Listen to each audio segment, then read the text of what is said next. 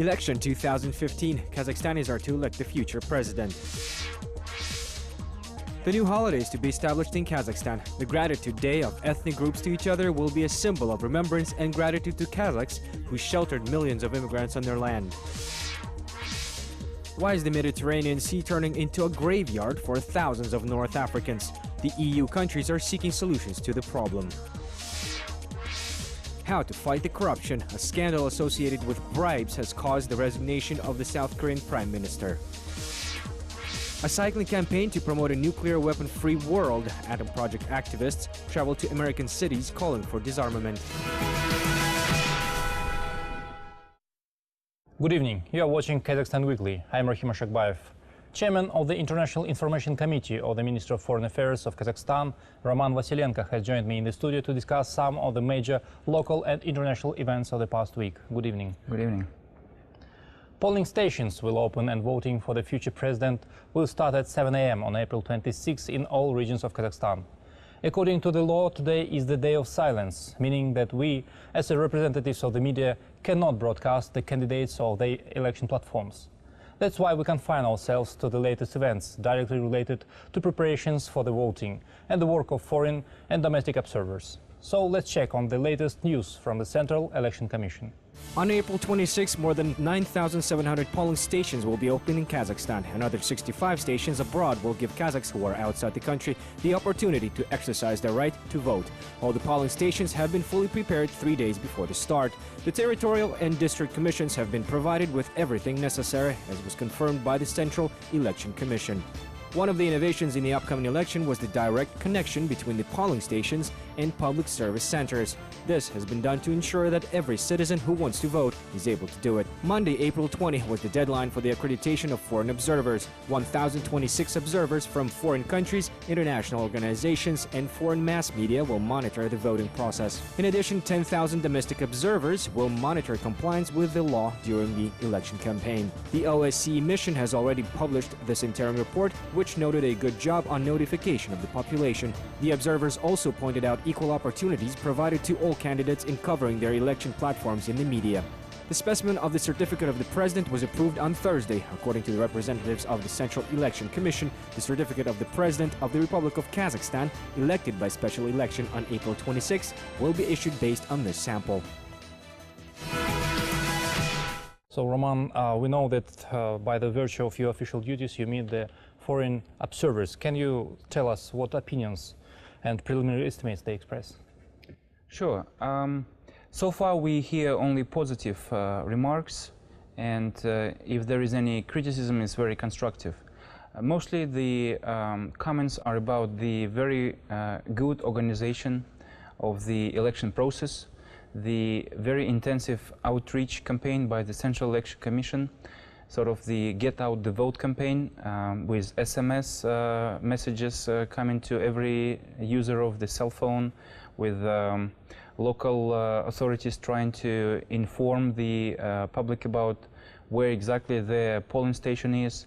So far we hear these comments, as well as the comments on the overall calm environment in which the election campaign took place, the lack of any incidents or lack of any scandals, the objective coverage of the 3 election campaigns of the 3 candidates by the media. Mm-hmm. Of course, we will wait to hear the results of their assessments on Sunday and on Monday as the polls close and as the observers make up their minds about the final, or rather the preliminary estimates of the election process overall. Kazakhstan has established a new holiday, March the 1st, the day of gratitude of all ethnic groups to each other. The initiative was announced and supported at the 22nd Congress of the Assembly of the People of Kazakhstan in Astana. This year, the assembly that has been maintaining ethnic harmony in the country celebrates its 20th anniversary. The Assembly of the People of Kazakhstan has started celebrating its anniversary with large-scale campaigns. The Assembly of the People of Kazakhstan held 2 campaigns nationwide. The first one was called 20 Good Deeds. The Thai Kazan traveled across country's all regions. The Thai Kazan was kept by the representatives of ethnic cultural centers. At least 2 billion tenge was allocated for the 20 Good Deeds campaign. More than 35,000 people received the state's support, including veterans, the less affluent, and the orphans. The other campaign was a special train called My Kazakhstan. During 1 month, the train has passed through 27 railway stations, providing services to local residents. Among the train's passengers were doctors who provided medical services, members of the Kazakh parliament, lawyers who gave legal advice, and artists who put on performances. The chairman of the People's Assembly of Kazakhstan advised the cultural centers to continue providing donations and to become a unifying center of charity events throughout the country with governmental and business support. The Congress, with the participation of delegates from all regions, had become the pinnacle of the 20th anniversary celebration. The process of formation of the multi-ethnic society was also remembered in the course of the Congress. More than 5.5 million people migrated to Kazakhstan since the beginning of the last century. The first immigrants from Russia, Ukraine, and Belarus arrived in Kazakhstan in the period of the Stolypin reforms. 250,000 dispossessed peasants were deported to Kazakh steppes in the 1930s during the collectivization of the central regions of the former USSR. At least 1,200,000 people arrived to construct industrial facilities of the Kazakh Soviet Republic. Hundreds of thousands of Germans, Poles, Koreans, and residents of the North Caucasus have been deported to Kazakhstan during the years of Stalinist repressions. It was also proposed to declare March the 1st the day of gratitude of all ethnic groups to each other and to Kazakhs who have expressed sympathy and welcomed all deportees in order to immortalize these tragic pages of common history. Another task from the chairman of the People's Assembly of Kazakhstan was the development of a trilingual educational system in the Kazakh, Russian, and English languages. During the Congress, it was stressed that the government will severely punish any form of national radicalism, whatever side it comes from. The Assembly's task is to monitor this and to take proactive measures together with the public authorities. So, Roman, what do you think about establishing the new holiday? Well, I think the holiday is unique. I haven't heard about such a holiday in any other country. And I think it's very timely and very relevant. The reason being is that the original idea behind the holiday is that the ethnic groups will be grateful towards each other, obviously, but also towards Kazakhs, the native people of this land, who welcomed deportees, who welcomed exiles, who welcomed repressed people during the 20th century, which affected the ethnic composition of the country, but also created this unique environment where we have more than 130 ethnic groups in the country living in peace. So I think that the holiday will be one of the most loved ones and celebrated ones because it's just such a nice thing to do, to say thank you to each other.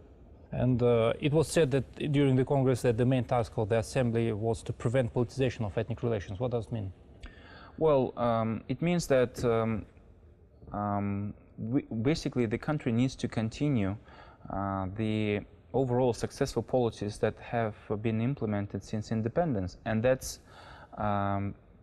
nurturing friendship, nurturing respect for each other. I wouldn't say tolerance because I don't quite like the word tolerance. Tolerance means simply tolerating somebody else. But friendship and mutual respect are the virtues that are being taught to our children in the kindergartens. Even my own children go into the kindergarten. They embrace these values without even thinking about that. So they think it's natural, and that's the most important thing. And that's the foundation for any policy that will prevent any politicization or politicizing of interethnic relations. Basically, instilling friendship and respect for each other from the first breath. The EU countries have finally responded to the problem of illegal migration in the Mediterranean Sea. An emergency summit of the EU member countries was held in search of the solution to stabilizing the situation. Italy and Malta initiated the summit, the two countries increasingly affected by the influx of illegal immigrants from North Africa. The following story will unveil some of the joint measures to be taken. On the threshold of the EU summit, the European Commission presented to the foreign ministers the package of measures to address the illegal traffic. The project is expected to double the efforts on financing the search patrols. Henceforth, the Italian armed forces will be involved in locating and destroying ships which are engaged in illegal transportation. It is also assumed to clarify the illegal aspects of the fight against illegal carriers and to enhance coordination between border, police and judicial agencies of the EU. In addition, it is expected to strengthen the mechanisms for the reception of refugees in Greece and Italy to provide fingerprinting of all immigrants upon arrival in the EU. The recent disaster in the Mediterranean Sea became the last reason which made the EU start looking for solutions of migration problems. On April 19, a ship with 950 illegal immigrants on board sank off the coast of Libya. The death of 800 passengers has been confirmed.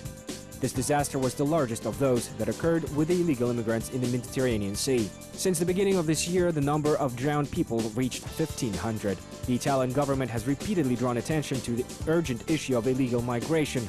Lampedusa, Sicily, and many other islands of the Apennines are literally inhabited by migrants. Last year alone, about 170,000 refugees moved to Italy. A shortage of food and warm clothing persists in many camps. We ask you not to leave Italy to deal with this problem alone. We need effective policies to stop the traffic of migrants in Europe. So, Roman, in your opinion, how effective can the proposed measures? Well, I think the measures are important and timely, although from various analyses that I've read, I understand that the measures are really not up to the task. Because, for example, the EU countries decided to increase the number of immigrants that they will take this year to 5,000 people. But even last year, Italy alone accepted 170,000 illegal immigrants. So it's a huge problem that the European countries have to face. Of course, the reason for that being is that Europe is viewed in Africa as the promised land, and disillusioned people try to escape wars, strife, ethnic cleansing, and other problems that take place in some of the African countries. And I think, and for whatever my opinion is worse, I think that, of course, the solutions need to be taken to the source of the problems, and more efforts need to be applied by the European countries to stabilize the situation in some of the African countries that are the source of this illegal migration, so that there are better economic opportunities for the local populace there. And what are the humanitarian consequences of the huge influx of immigrants? Well, this obviously puts a very heavy toll on the budgets of some of the European countries, especially Italy and Malta that you mentioned, and Spain as well, and Greece, those in the south. And it's a challenge for these countries to provide decent conditions for the refugees. So there are no easy solutions. South Korea is witnessing the second prime minister's resignation over the past year. An escalating corruption scandal has led to resignation of Prime Minister Lee Won-koo. He submitted his resignation after a businessman killed himself earlier this month, leaving a memo listing the names of high-profile figures he claimed to have bribed, including Lee Won-koo. However, the Prime Minister has denied his involvement. South Korea's Prime Minister Lee Won-koo has offered to resign amid a bribery scandal. According to the South Korean media, President Park Geun-hye has not accepted his resignation yet. The situation was triggered by the suicide of a businessman, Sang Won-jong, accused of corruption. Investigators found a note in his pocket that listed the names of 8 people and amounts of cash given to top officials, including Lee Won-koo. In the note, Sang claimed that he gave the Prime Minister $27,000. However, Lee has denied the allegation. This is the second resignation of South Korea's Prime Minister since April last year. Lee Won-koo was appointed to the post of a Prime Minister just 2 months ago. The previous Prime Minister Chung Hong-won resigned in February 2015 after Sewol ferry disaster which killed more than 300 people. After the scandal, the post of Prime Minister was in the focus of attention. The president has vowed to punish anyone involved in corruption. Park Geun-hee, who's on a working trip to Latin America, has heard about the resignation and called it regrettable. She would formally decide whether to accept the resignation when she returns to Seoul. So, Roman, in your opinion, how serious is the problem of corruption in South Korea? Well, I haven't been to South Korea, only to the very beautiful airport in Seoul. But I can tell you that from what I understand, South Korea is ranked 43rd out of 175 countries in the Corruption Perception Index, which means to me that it's a rather successful example of fighting corruption.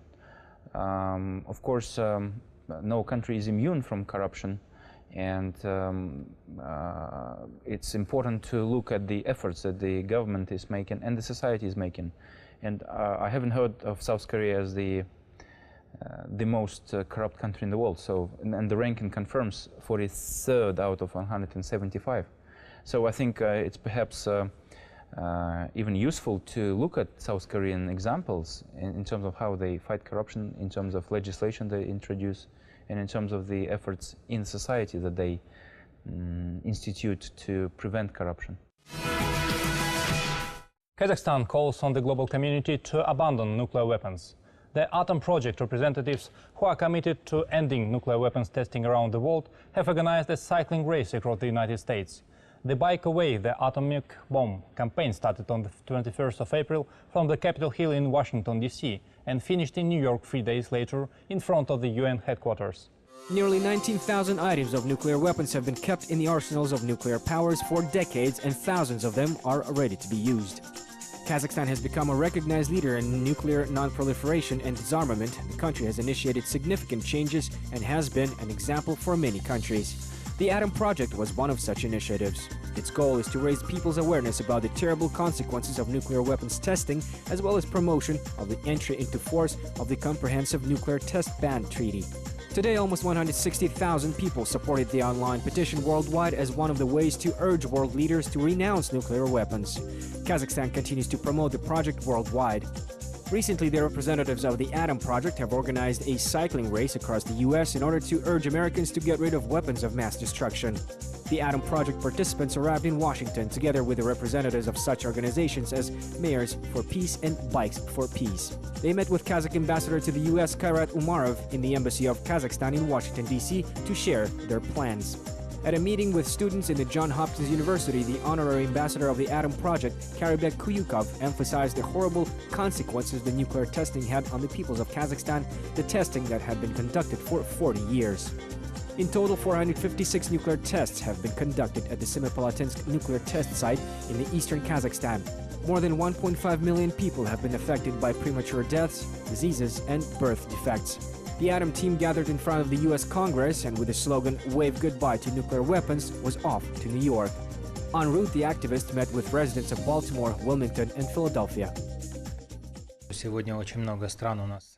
Nowadays, too many countries have nuclear weapons. Therefore, we all would like to draw attention and urge most countries to ratify this agreement and to become engaged not in the production of nuclear weapons, but on the contrary, in disarmament, because the whole world needs peace first of all. Everybody knows of nuclear consequences after the bombings of Hiroshima and Nagasaki. And all this, of course, pushes us forward and makes us responsible, first of all, to those who will live after us. Fortunately, Norway did not have to overcome the tragedy that happened to the residents of Semipalatinsk. 500,000 Kazakhs have suffered from the effects of these explosions. Therefore, we are strengthening our friendship for the sake of a common goal by providing an active support to the Atom Project. So, Roman, we know that you have supported the Atom Project. How successful was the race? I think it was pretty successful, and I saw numerous photographs from the trip showing very enthusiastic reaction of the people on the streets, mayors of local cities and communities.